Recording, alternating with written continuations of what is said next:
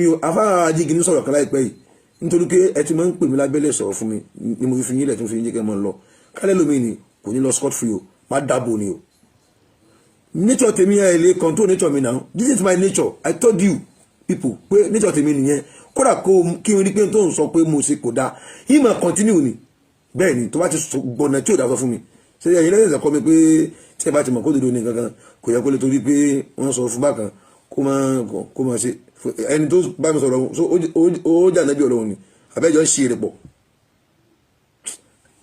ẹ ṣọ́ra yín ó ti yé tẹ bá rò pé ẹ lẹ́nu ọ̀rọ̀ mo kàn ń pé ó nọ́mà pé kéèyàn máa ṣe ìpínlẹ̀ lára yín pẹ̀lú ara yẹn nature tèmi ni mo sọ fún yín yẹn tó bá fẹ́ correct nǹkan tí ó bá rí lára mi bá mi sọ pẹ̀lú àpọ́nlé má bá mi sọ pẹ̀lú àbùkù tó bá ń fa àbùkù kún nǹkan fún mi àjọ pé kìí kó fẹ́ pọ́n mi lé kìí ṣe kó fẹ́ tún mi ṣe ó fẹ́ bá mi jà ni èmi wà mú kan méjèèjì èyí tèmi ó mú níjà mi ní mú àtúnṣe yẹn mọ́ nítorí pé kìí kó fẹ́ tún mi ṣe ṣé bó ṣe tún ìyàwó rẹ̀ ṣe lé nìyà àti àtàwọn ọmọ rẹ̀ àbáàjì gini ni mo bá sọ̀rọ̀ yẹn kò sẹ́ni tí ò lẹ́nu ọ̀rọ̀ kí ọmọ fi mi gba star kò sẹ́ni tí ò lẹ́nu ọ̀rọ̀ àbáàjì gini ni mo bá sọ̀rọ̀ yẹn kò sẹ́ni tí ò lẹ́nu ọ̀rọ̀ kí ọmọ fi mi gba star kò sẹ́ni tí ò lẹ́nu ọ̀rọ̀ kò sẹ́ni tí ò lẹ́nu ọ̀rọ̀ o kò sẹ́ni tí ò lẹ́nu ọ̀rọ̀ àfáwà Yunus Akorede wàláì mi ní sọ̀rọ̀ tí ò dáa sí nítorí pé wàláì ẹ̀dá wàláì tàláì múlẹ̀ láìkí tẹ́tẹ̀ balance ẹ̀mọ̀ sí tí ẹ bá rí màkánà yìí yóò rú pé èmi ó mọ̀ wùyàn ẹ mẹ́jẹ̀ fi yín gbolẹ̀ o ẹ̀yí sẹ́yìn tí mo lè fi gbolẹ̀ at all. If you want to correct somebody, correct him in a good way. Èmi gẹ́gẹ́ mọ̀ pé pípé ok. A'udhu billahi minash shaitanir rajim. Bismillahir rahmanir rahim. Ihdina siratal mustaqim. Wala udwana illa ala salimin. Mo kí gbogbo tọkùnrin tóbìnrin ọmọdé àgbàlagbà ní gbogbo ibikíbi àti àyíkáyè tẹ́ tí ń gbọ́ mí dédé àkókò yìí ìṣẹ́jú àti àkókò tí mo ní kò tó nǹkan kódà bóyá ni mo ní ìṣẹ́jú tó tó 10 débi 20 ìṣẹ́jú. Ta ni ẹni rere? Ṣé mùsùlùmí ni ẹni rere ni àbí kìrìsìtẹ́nì àbí oníṣẹ̀ṣe? Ṣé ká kírun lọ́sọ ni dẹni rere ni àbí ká lọ ṣọ́ọ̀ṣì àbí oníṣẹ̀ṣe? Ta lẹni rere? Ta lẹni rere? Mo ti bẹ̀rẹ̀ yìí ní comment section tí mo ti mẹ́sẹ̀jì táwọn èèyàn dẹ̀ ti ń sọ̀rọ̀. Ta lẹni rere? Sáwọn àbá lẹni rere àbí pásítọ̀ àbí babaláwo? Sọ iṣẹ́ ìjọba ni àbí olóṣèlú àbí ń sí ọwọ́? Ta lẹni rere? Sáwọn táǹkìrún lẹni rere ni àbẹ́ni tí ń lọ ṣọ́ọ̀ṣì àbáwọn tí ń bọ nǹkan? Ta lẹni rere? Lawal ẹ jẹ́ bá mi sí àpúrógámù torí tọlọ mọkànfẹ kásúrẹ jàǹfààní kínní yìí torí ìṣẹ́jú tí mo fẹ́ lò tó nǹkan ẹ bá mi sí ààrẹ lógúnlógún ẹ sí ààrẹ lọ́gbọ̀nlọ́gbọ̀n. Ṣé mùsùlùmí lẹni rere? Ṣé kìrìsìtẹ́nì lẹni rere? Sáwọn oníṣẹ̀ṣe lẹni rere? Ta lẹni rere? Ta lẹni rere? Àlùkùránì ṣàlàyé ẹni rere fún wa. Irun kíkí Ọ̀ṣun adẹni re ẹ gbàgbé, à ń lọ ṣọ́ọ̀ṣì Ọ̀ṣun yẹn dẹni re ẹ gbàgbé, ìyẹn bá fi tagbè kọrùn kọ̀sọ́ dẹni re ẹ gbàgbé. Ẹ mẹ́jẹ atẹ́ra wa mọ́. Alukurani suratu Hujurat kí l'Olúwa bá wa sọ bẹ́ẹ̀? Ọ̀rọ̀ Ọlọ́run ni o. Kí l'Olúwa bá wa sọ bẹ́ẹ̀ ní Alukurani suratu Hujurat. Ọ̀pọ̀yẹmí Abdulrasaq bàbá wa àgbà láti ìlú Ìlọrin nù. Suratu Hujurat àyà 13. Sàmì pé Kùránì lélẹ̀ kì í sàròsọ orí o, torí pé ọ̀pọ̀lọpọ̀ ẹlòmíì ara ẹlòmíì kò òdodo, ẹ̀mí ẹlòmíì rí jẹ́ ti òdodo. Ìjọsìn ọ̀tọ̀, ìjẹnirí ọ̀tọ̀, àìmọye àbá àti wọláwà ní tọ́jà pẹ́ ní ibi ni tí ń ṣe gbájú ẹ̀ tí ń pààyàn àìmọye tí ń kírun àìmọye tí ń lọ ṣọ́ọ̀ṣì àìmọye pásítọ̀ tí ń rí odidi èèyàn mọ́lẹ̀ láàyè àìmọye àbá àti ń borí èèyàn lọ́wọ́ ẹ̀ òní oṣù kọ̀ọ̀kan ní mọ́sáàsì àyè babaláwo tọ́jú ayákìlá tálẹ́ni rẹ̀ Surat Hujurat àyà 13 A'udhu billahi minash shaitanir rajim bismillahir rahmanir rahim ya ayyuhan nasu inna khalaqakum min zakari wa unsa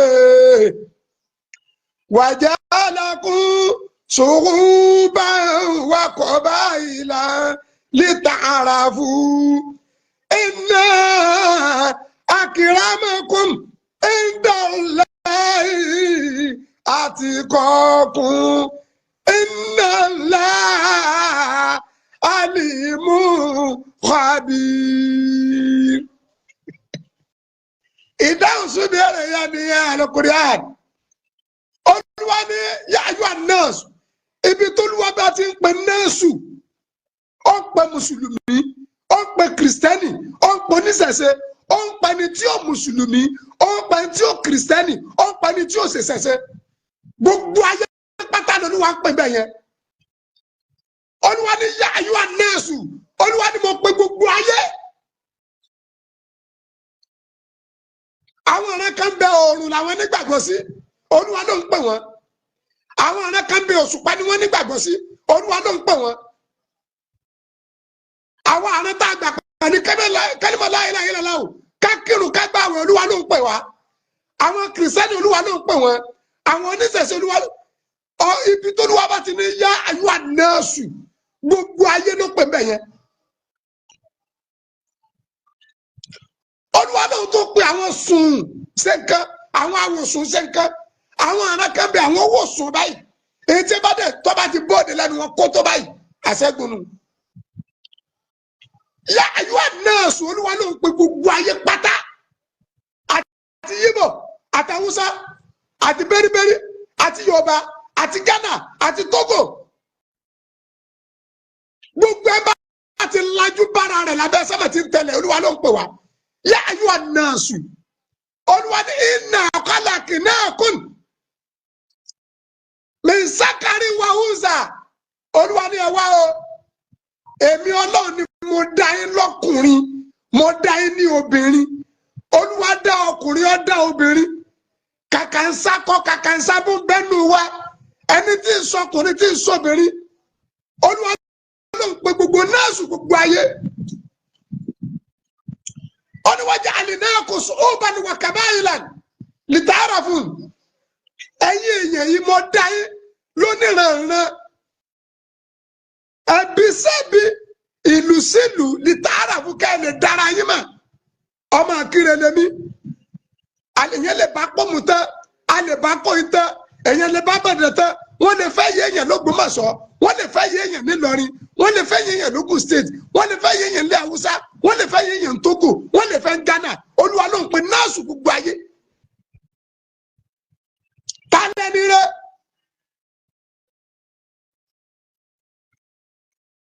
Àyà yìí ní júwe ẹni rẹ fún wa. Ọlámílékan Ibrahim Ayọ̀lá, àyà yìí ní júwe ẹni rẹ fún wa. Ṣé mùsùlùmí lẹni rẹ? Ẹ bá mi tẹ láì, mi ti fẹ́ parí ayé ìdílé, mo fẹ́ kẹ́ bá mi tẹ láìkì, ẹ má bá mi ṣíà, ẹ bá mi ṣíà, ẹ má tẹ láìkì, ẹ ṣíà.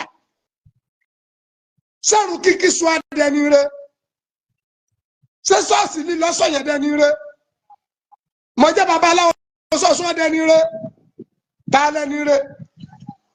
Kùránì Olúwa ní lita'arafu, mo ṣe é ní shu'uban wa qabailan, shu'uban wa qabailan lita'arafun.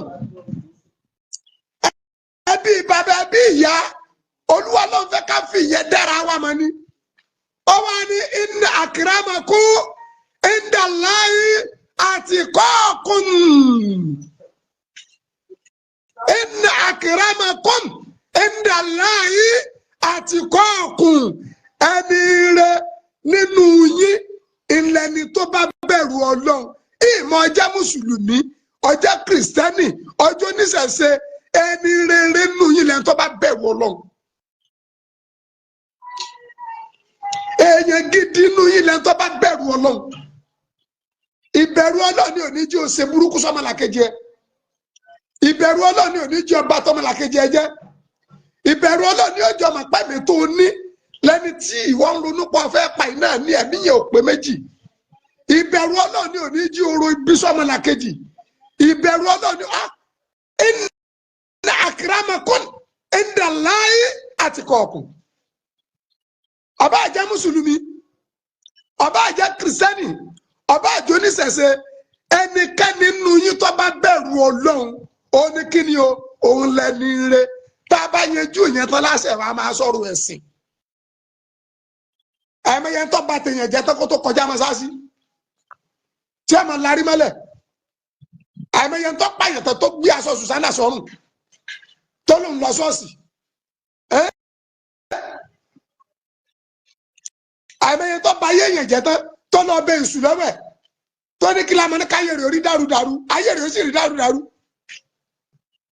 Àmọ́ inna akramakum indallahi atqakum. Ìkíbẹ̀rù Ọlọ́run ó jókòó sẹ́mi èèyàn ní ó jí òun fi ọmọlàkejì sípò ara rẹ̀. Tá a bá ti fi ọmọlàkejì sípò ara ẹni àní irun burú ọrùn àìdá ọ̀ọ́sẹ̀bàjẹ́ pẹ̀lú ọmọlàkejì. Olúwa wa ní inna Allaha alimun khabirun. Ó ní inna akramakum indallahi atqakum. Ẹni tó bá bẹ̀rù Ọlọ́run nínú yín òun lẹni rẹ̀ torí pé kí ni o inna Allaha alimun khabirun. Torí pé ọba tó ní ìmọ̀ lọ́lọ́run khabirun ó dẹ̀ rí òru àti ìbú èmi àti ẹ. Torí náà gbogbo yín pátá alaykum bitaqwallahi. Ìbẹ̀rù Ọlọ́run dọwọ́ wa àtàfà àtọmọkéwù àti pásítọ̀ àtọmọ ìjọ àti oníṣẹ̀ṣe àti babaláwo àti yọ̀ọ̀sùn àti igbá àtàwo inna akramakum indallahi atqakum. Ìbẹ̀rù Ọlọ́run ọ̀dọ̀wọ́ ẹni tó bá bẹ̀rù Ọlọ́run òun lẹni ire. Salamu alaykum warahmatullahi ta'ala wabarakatuh.